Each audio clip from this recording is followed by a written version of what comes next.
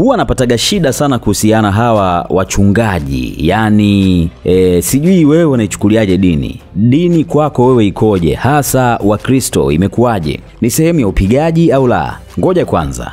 Nafikiri wengi tunamfahamu mchungaji na wanamuita nabii Kuhani Musa, ndo jina lake maarufu sana hapa mjini, yani jijini Dar es Salaam, hata nchini Tanzania kote anafahamika kwa hilo jina. Sasa huyu jamaa usiseme jamaa, ni mtumishi wa Mungu anyway. Huyu mtumishi wa Mungu ameweza kuibua utata baada ya Mange Kimambi kumshambulia, na sio tu kumshambulia, kuweka uchafu wake hadharani. Ameibua uchafu wa aina yote ambao anaofanya huyu Kuhani Musa, kwa sababu ameweza kuelezea kuhusiana na mke wake alimkimbia nyumbani kwa sababu ya vitu alivyokuwa anamfanyia. Mimi nitakwenda kusoma kama jinsi ilivyoandikwa kwenye ukurasa wa Mange Kimambi, yani alivyoandika.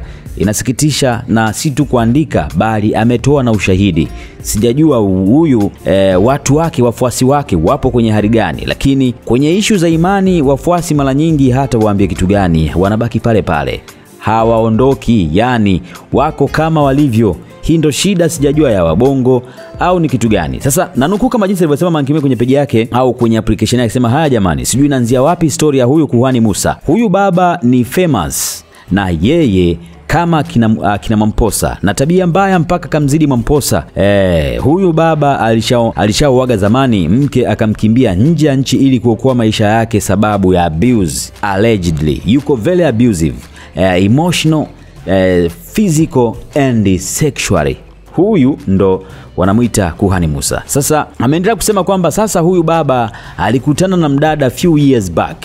Mahusiano yao yalianza kwa kumbaka, yani mdada wa watu akabakwa, lakini ndo hapo shughuli kanzia na mambo yakaendelea. Alimbaka kwa bastola kichwani. Yani ni hivi, huyu baba hawezi kulala na mwanamke kikawaida, yani hapandishi mzuka mpaka kuwekea bastola kichwani au panga shingoni ndo inasimama. Anasema then awe very rough, havui hata nguo, anafungua tu zip, anatoa, anakuchania chupi, ndo raha yake. Yani hapendi kufanya mapenzi kawaida, yani hata muwe kwenye relationship ni lazima akutolee bastola akuwekee mdomoni au kichwani ndo jogoa wike. Mke wake alichoka hizi mambo, akaona kuna siku atashutiwa kwenye tendo, ndo akaamua kukimbia Tanzania, akaondoka nchi yake. Sasa baada ya kumbaka huyo dada akapata mimba. From that first encounter, dada akamtafuta, anamwambia nina mimba. Kuhani anamwambia atoe. Demu akagoma kutoa mimba. Basi kipindi chote cha mimba anaendelea kulana kwa bastola kichwani. Baada ya mtoto kuzaliwa, yule binti unaambiwa yule binti wakamuita pasta. Anamwambia baada ya mtoto kuzaliwa, wazazi wa yule binti wakamuita pasta kutaka kaamoe binti yao, ila binti mpaka pale alishakuwa kachoka na maisha. Umeona kachoka na maisha ya kuwekewa bastola kila siku, kuchubuliwa vibaya ukeni sababu ya rough sex. Pasta aligoma kuoa na hata kutoa huduma, akapotea kabisa. Ndo binti kuanza kuhangaika kwenye vitengo tofauti ili apate huduma ya mtoto. Ile kudai huduma za mtoto, ndo Kuhani akaanza kumtishia atamuua, la sivyo aondoke nchini kama mke wake wa mwanzo, sababu anamharibia image yake. Akawa anaenda polisi kushtaki vitisho. One day Kuhani alimtolea binti bastola ndani ya gari, anataka kumshuti. Akaenda mpaka kwa wazazi, anawatishia kuwa wamcontrol binti yao, la sivyo atamuua na wao atawaua. Binti akaendelea kwenda polisi. Unaambia polisi hakuna msaada, maana Kuhani ni tajiri, anafungua kesi ila Arabi namba hawampi. Wanamwambia ataposti amdhalilishe Kuhani. Baada ya hapo binti akaona aende mahakamani kudai mafunzo. Akadai matunzo ya mtoto. Ndo dokumenti hizo alizoziweka hapo Kuhani Musa, kudai matunzo ya mtoto. Mwisho wa mahakama ikaamuru Kuhani alipe child support ya 1.2 million, yani milioni 1.2 kila mwezi, na alipe school fees za mtoto kama jinsi inavyotakiwa.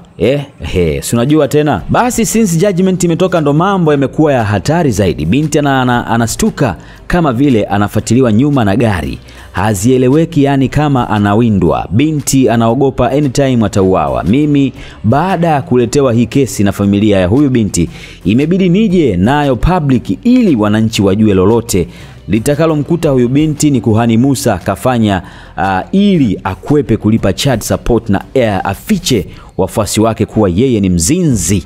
Anatia waumini mpaka anawazalisha, alafu hataki kutunza mimba wala watoto.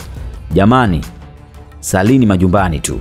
Haya ni maneno ya Mange Kimambe na mimi sitaki niongee sana. Sijui kama imeeleweka. Na hizi ndo dokumenti za huyo kuhani Musa. Yani nini kinachoendelea? Na jina lake kamili anaitwa Musa Richard Mwacha aka kuhani Musa. Na mdada mwenyewe huyo sasa ambaye ndo anamshtaki na kumdai huyu mzee yani mchungaji kuhani Musa anaitwa Praise Erasimus Urio. Yani hao wote ni Wachaga, wamekutana Mchaga kwa Mchaga. Ndo mambo yanaendelea. Alafu sehemu yenyewe ni Temeke, Dar es Salaam.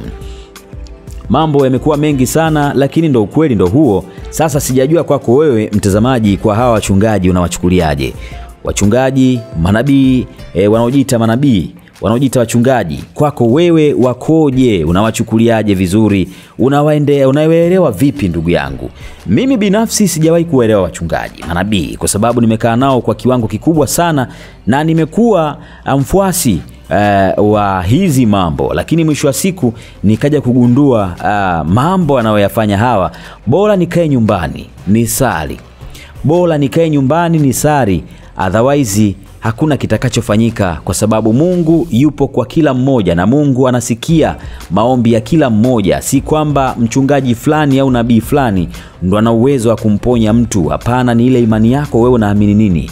Ukisema naamini Mungu atakufanyia wepesi katika mambo yako, hata ukifanya ibada ukiwa kwako, basi na imani kabisa mambo yako yatakaa vizuri sana. Lakini kwa hawa watu wanaojiita manabii, mitume, makuhani, ndugu yangu tujihadharini, kwa sababu ulimwengu wa sasa hivi umekuwa na mambo mengi. Watu wanataka fedha na si kwamba wapo kwa ajili ya dini sana.